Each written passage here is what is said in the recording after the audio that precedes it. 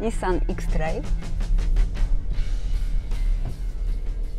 Testy podczas prezentacji. W nowym Nissanie X-Trail mamy do dyspozycji 3 napędy. Możemy mieć miękką hybrydę, możemy mieć silnik benzynowy połączony z silnikiem elektrycznym, z tym, że silnik benzynowy produkuje nam energię po to, żeby mógł być zasilany silnik elektryczny. Czyli jedziemy elektrycznie, korzystając tak naprawdę z generatora silnika benzynowego, który nam produkuje prąd do tego, żebyśmy mogli się poruszać. Taką sobie hybrydę wymyślił Nissan.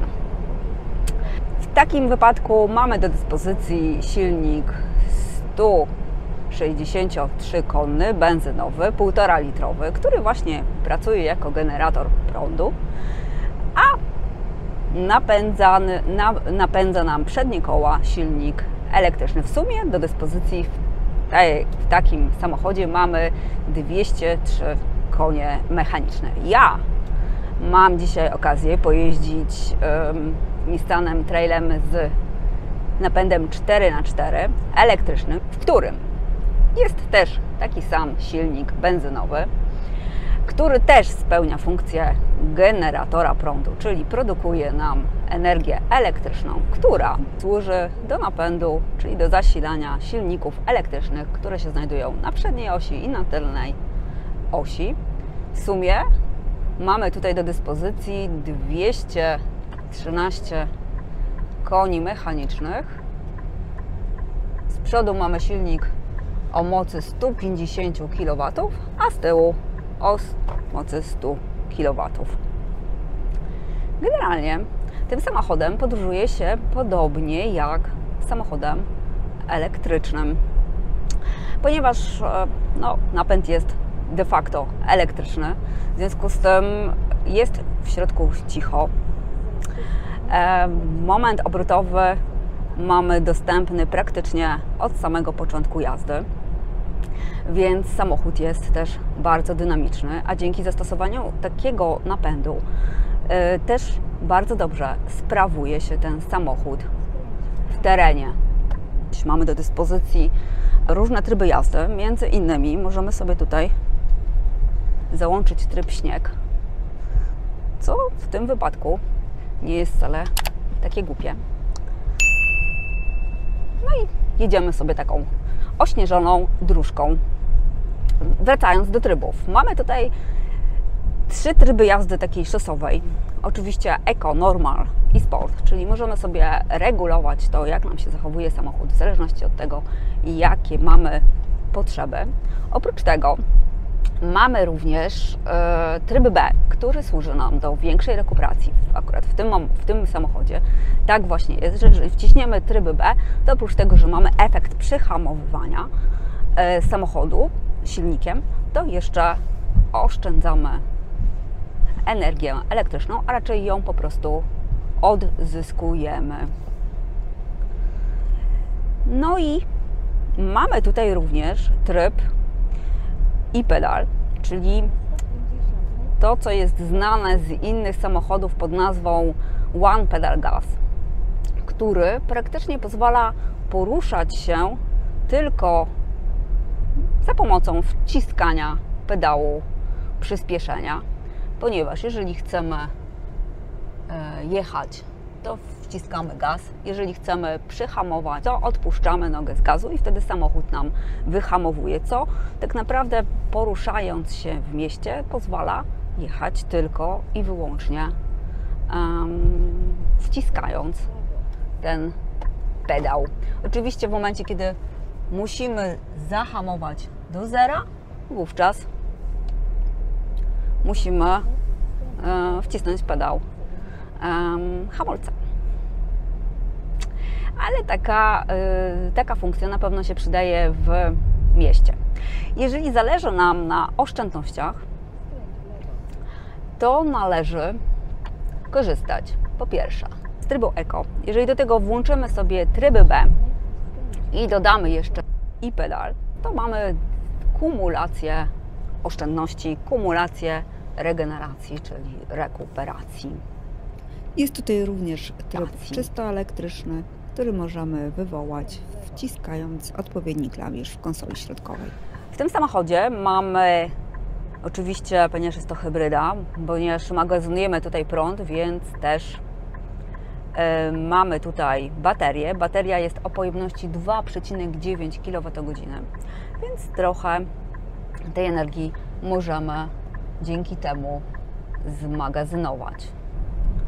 Bardzo przyjemnie się podróżuje tym samochodem, bardzo dobrze trzyma się drogi przede wszystkim. Układ kierowniczy jest bardzo precyzyjny, więc prowadzi się go bardzo dobrze. Z drugiej strony jest cicho. No i tym szczęśliwym trafem dojechaliśmy do off-roadu. To jedziemy w trasę off-roadową. Mamy załączone w tej chwili góry, czyli jazda w terenie i jeszcze dodatkowo asystent zjazdu. Tak pan mi tutaj rekomendował, że powinnam mieć to załączone. No i jedziemy.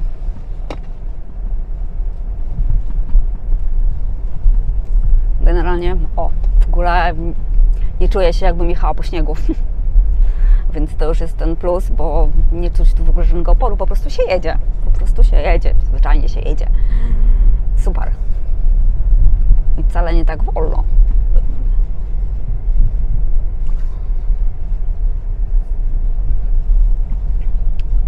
Także generalnie ten układ 4x4 ma tutaj takie zadanie, że w momencie, kiedy któreś z kół traci przyczepność, to automatycznie napęd jest przenoszony na te koła, które tę przyczepność mają i w ten sposób jest korygowany tor jazdy, ale też przejeżdżamy bez problemu przez najcięższe drogi. Jako samochód rodzinny to oczywiście ma duże zalety, szczególnie jeżeli mieszkamy gdzieś poza miastem, to dzięki takiemu rozwiązaniu bez problemu dojeżdżamy do domu i z tego domu wyjeżdżamy, nawet gdy mamy do czynienia ze śniegiem, tak jak teraz. Pogoda jest piękna. No, teren, jak słychać, też jest dosyć taki nie najprostszy.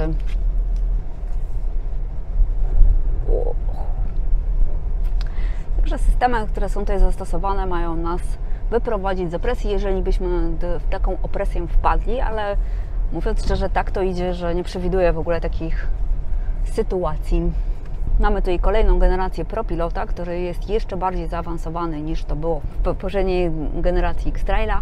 Mamy tutaj tempomat adaptacyjny, który dostosowuje nam oczywiście prędkość do poprzedzających samochodów, ale też do sytuacji na drodze, też do zakrętów, jeżeli szczyta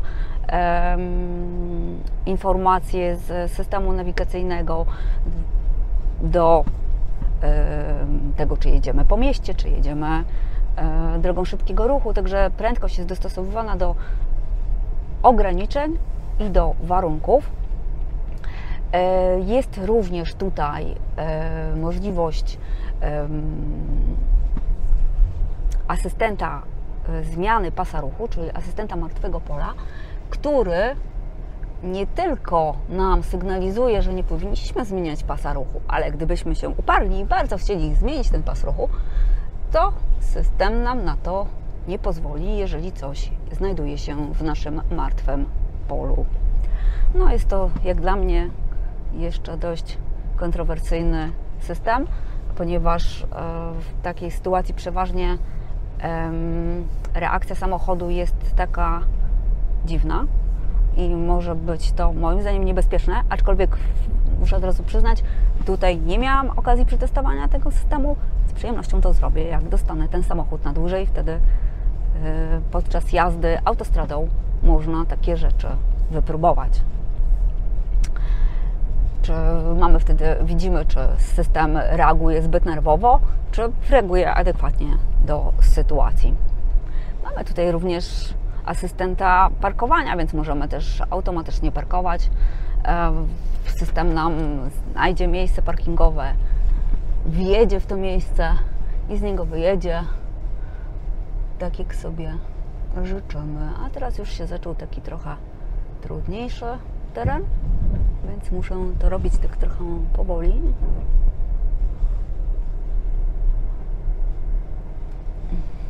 Ale jak widać, w ogóle żadnego problemu z pokonywaniem trudnego terenu tym samochodem nie ma. Na ekranie możemy sobie obserwować cały czas przepływ energii, czyli kiedy nam się ładuje bateria, a kiedy korzystamy po prostu ze zgromadzonej już energii. W tej chwili mam pół baterii naładowanej, no ale w momencie, kiedy tej energii będzie brakowało, to włączy się silnik benzynowy i nam tą energię po prostu wyprodukuje.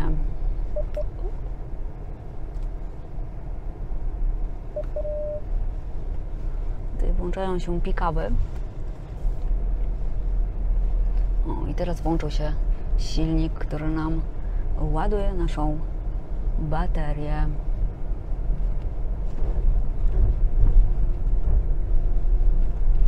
No, śnieg się już zaczyna taki kopny, jest trochę rozjeżdżony przez samochody do tej pory, które tutaj jechały, ale już jest taki kopny, więc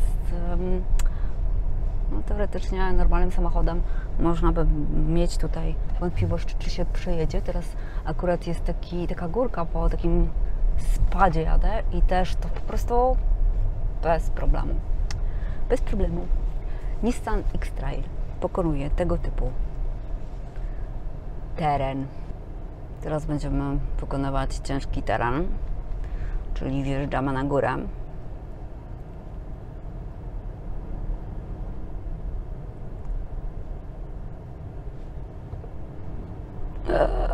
Ja pierdziela.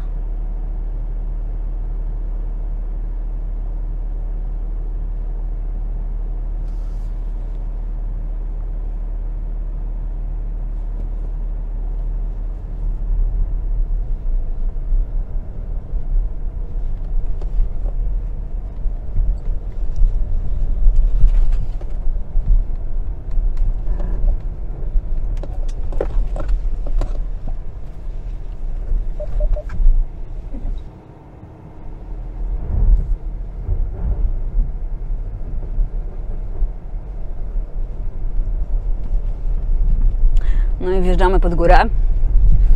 Pod górę się wjeżdża bardzo dobrze. Aczkolwiek niewiele widać. Ok. No i teraz tu mamy tabliczki. Ja po prostu nic nie widzę. Nic nie widzę. Dobra. No to jedziemy. No i teraz jadę tak naprawdę na asystencie zjazdu. Nie dotykam w ogóle do pedału przyspieszenia. Sam samochód mi zjeżdża. No i teraz już trzeba wyjechać normalnie, bo się skończyło.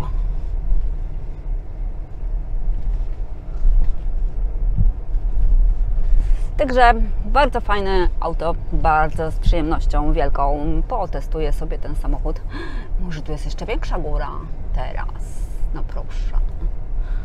No i teraz tak naprawdę tu jest może lekko rozjeżdżony śnieg, ale ten lekko rozjeżdżony śnieg to też jest śnieg kopny troszkę. A tutaj mam taką dosyć stromą górkę z chopkami. Więc po prostu i po zabawie. Także po zabawie.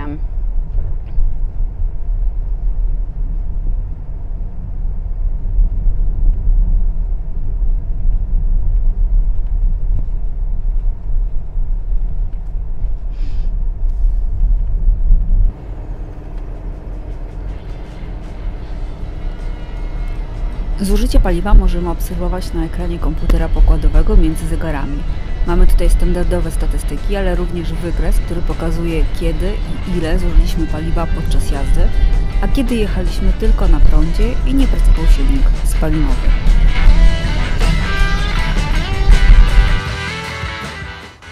Zarówno z przodu, jak i z tyłu każdy może zająć wygodnie miejsce, ponieważ wszystkie drzwi otwierają się o kąt prawie 90 stopni.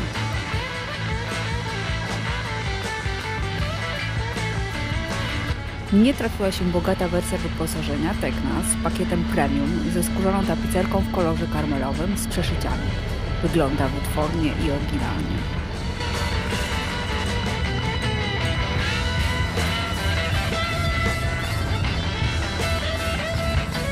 Praktyczne rozwiązanie to zielony podłokietnik, otwierany na zewnątrz z dwóch stron. Dzięki temu jest łatwy dostęp do schowanych rzeczy w tym schowku, zarówno siedząc z przodu, jak i z tyłu.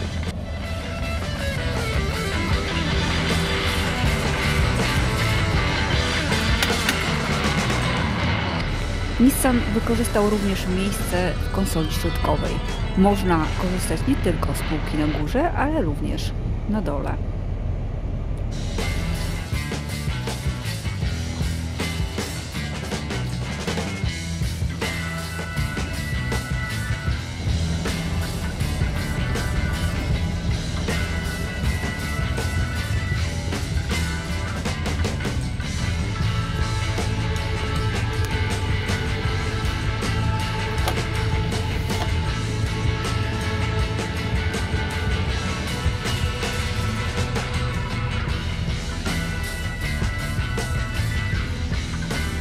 Tylną kanapę można przesuwać w zakresie 22 cm, co pozwala regulować komfort podróżnych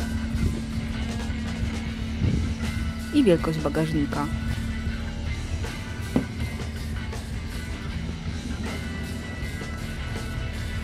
Wygodną funkcją jest również regulacja pochylenia oparcia. To też wpływa na komfort, ale również na możliwości przewozowe X-Traila. Do bagażnika można wygodnie zajrzeć zarówno od środka, jak i od zewnątrz. Bagażnik ma dwa poziomy. W zależności od zastosowanego napędu jego wielkość to 585, 575 lub 565 litrów z napędem Force. W przypadku wersji 7-osobowej zmniejsza się o 100 litrów. Tutaj jest właśnie taka wersja, ale fotele tylnego rzędu są złożone. Wówczas zajmują trochę miejsca, ale podłoga jest płaska. Jak zapewnia Nissan, w wersji 7-osobowej w ostatnim rzędzie wygodnie mogą podróżować osoby o wzroście nieprzekraczającym 160 cm. Jak to wygląda w praktyce? Podczas dwugodzinnego obcowania z tym samochodem nie zdążyłam sprawdzić. Może uda się to zrobić podczas testu prasowego.